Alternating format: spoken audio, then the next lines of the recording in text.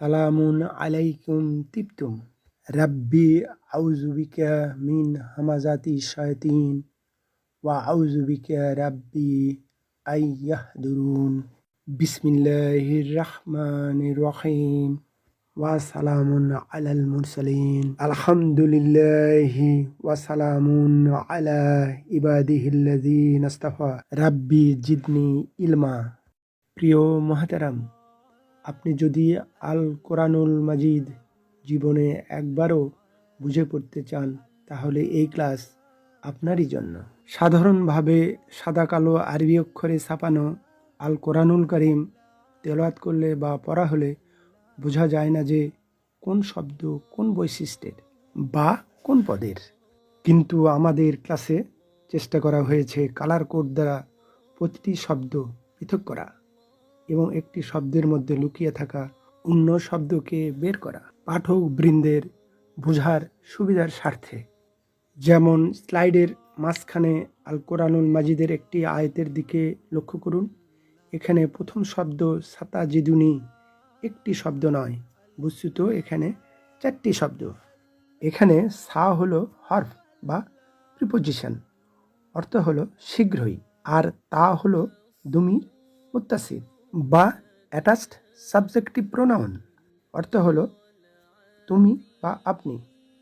তারপরের শব্দ জিদু হলো ফেল বা ভার্ব, অর্থ হলো পায় বা পাবে, এবং নি হলো দুমির মুত্তাসিল মানসুব বা অ্যাটাচড অবজেক্টিভ প্রোনাউন, অর্থ হলো আমাকে। এইভাবেই আমাদের এই চ্যানেলে প্রতি আয়াতের প্রতিটি শব্দকে কালার কোড দ্বারা আলাদা করে উপস্থাপন করা হবে দর্শকবৃন্দের বোঝার সুবিধার জন্য। আল্লাহু আল্লাহু। প্রিয় মুহতারাম, আজ আমাদের চ্যানেলের একটি বিশেষ দিন। এই দিনের জন্য আমরা অধীর আগ্রহ নিয়ে অপেক্ষা করছিলাম। আমাদের অনেক দিনের একটা ইচ্ছা বা মনের আকাঙ্ক্ষা ছিল যে আমরা মহা এক কিতাব মহান আল কোরআনুল কারীম শব্দে শব্দে বিশ্লেষণ করব। আজ তা সেই আশা আল্লাহ সুবহানাহু ওয়া তাআলা পূরণ করতে যাচ্ছেন। বিরাট এক মহাযজ্ঞ, সমগ্র আল কোরআনুল কারীম শব্দে শব্দে বিশ্লেষণ করার কাজে অগ্রসর হওয়া। তাই বলি আলহামদুলিল্লাহ। আসুন আমরা মূল ক্লাসের দিকে যাই। আমরা প্রথম পারা থেকে শুরু করতে যাচ্ছি। আরেকটি বিষয়, আমাদের ক্লাস হবে অল্টারনেটলি, অর্থাৎ একদিন হবে কোনো একটি পাড়ার কোনো একটি সূরা, আবার অন্য একটি দিনে হবে অন্য একটি পাড়ার অন্য একটি সূরা। এইভাবে আমাদের ক্লাস অগ্রসর হবে। এক পাড়ায় আমরা কন্টিনিউয়াসলি ক্লাস নিয়ে পড়ে থাকবো না। আল কোরআনুল কারীমের প্রথম পাড়ার প্রথম সূরা সূরা আল ফাতিহা থেকেই আমরা আরম্ভ করতে যাচ্ছি।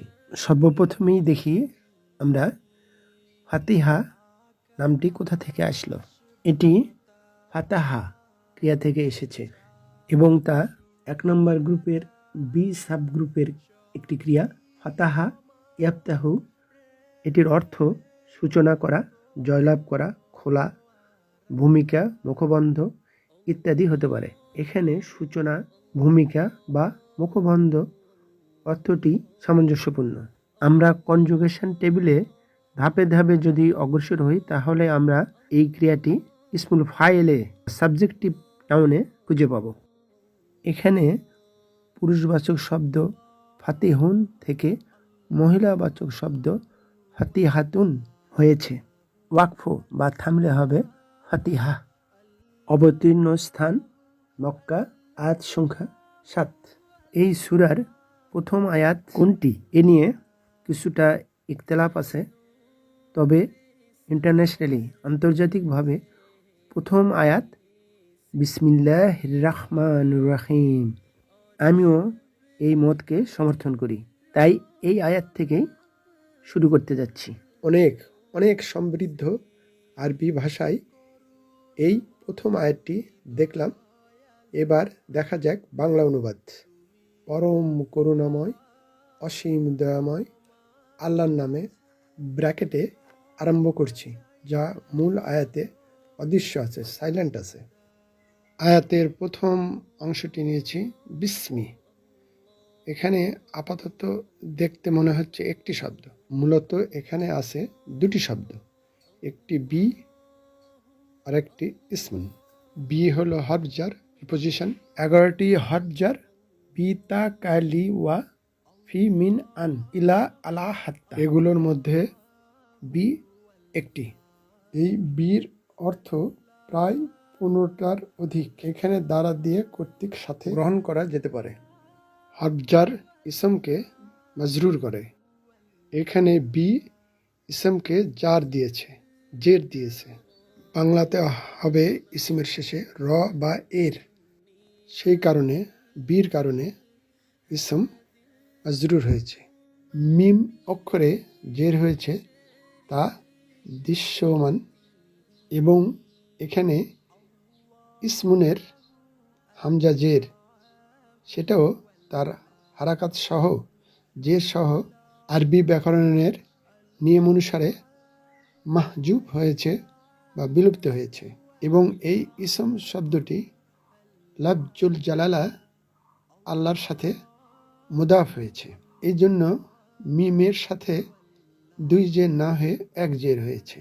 এবং বাংলা অনুবাদে আসবে র নামের, আল্লাহর র।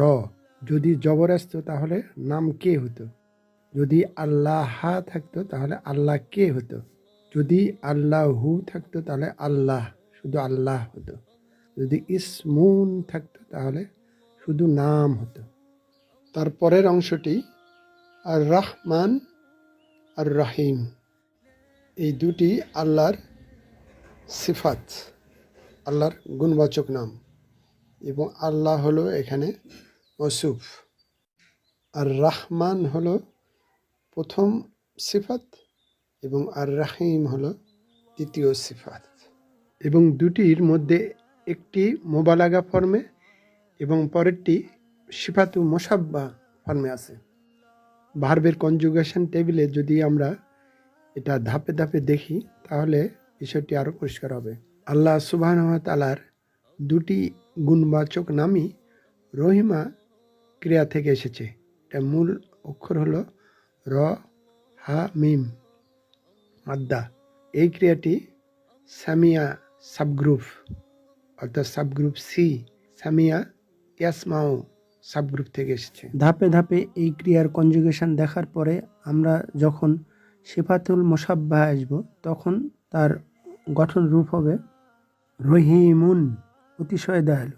আলিফ লাম দিয়ে মারেফা করা হয়েছে, শুধু দয়ালু বললে অনুবাদ হবে না। তারপরে এটার মোবালাগা হবে রহমানুন, এটার অনুবাদ হবে অতিশয় দয়ালু। দুটার অনুবাদেই ব্যাপকতা আসবে, ইন্টেন্সিটি আসবে।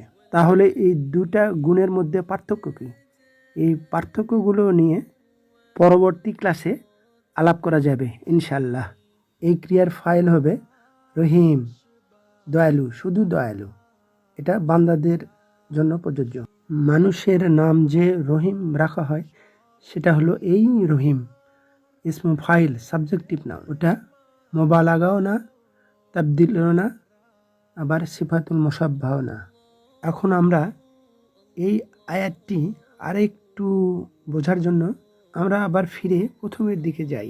যে কথাটি বা যে শব্দটি আল্লাহ সুবহানাহু ওয়া তাআলা অব্যক্ত রেখেছেন, অপ্রকাশ্য রেখেছেন, সেটা আমরা একটু প্রকাশ করার চেষ্টা করি।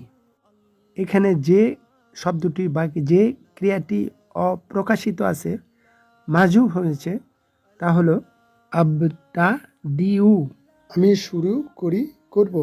আমাদের আরেকটি বিষয় জানা থাকা জরুরি যে জুমলাতুল ফেলিয়া বা ক্রিয়াবাচক বাক্য, তাতে থাকে ফেল, ফাইল, মাফুল ও মুতাআল্লাক, এক্সটেনশন বা অতিরিক্ত অংশ।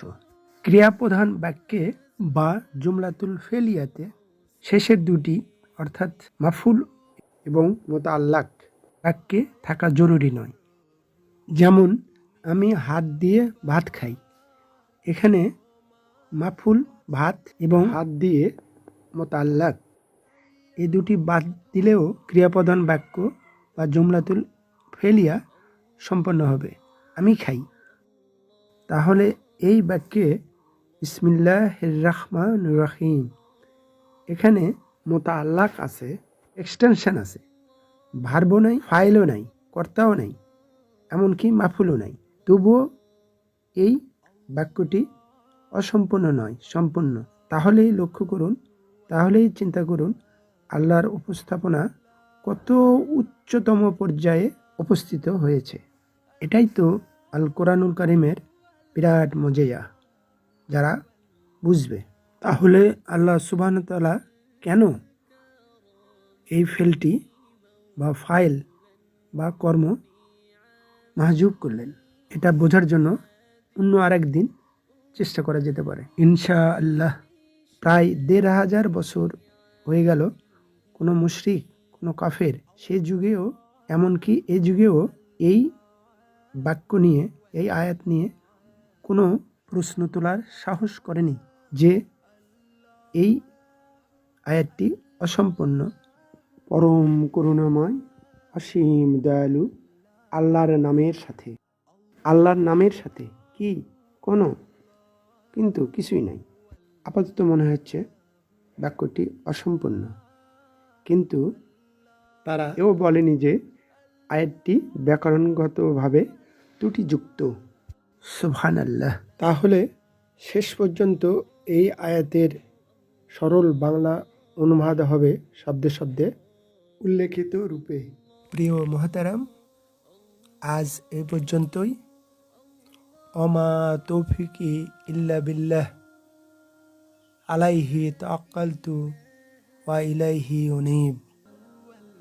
এই চ্যানেলটি ভালো লাগলে প্লিজ একটি লাইক দিন, সাবস্ক্রাইব আইকনটিতে প্রেস করুন, পাশের অল আইকনটিতে ক্লিক করুন। মাশা আল্লাহ, লা কুওয়াতা ইল্লা বিল্লাহ। আসসালামু আলাইকুম ওয়া রাহমাতুল্লাহ। আল্লাহ হাফিজ।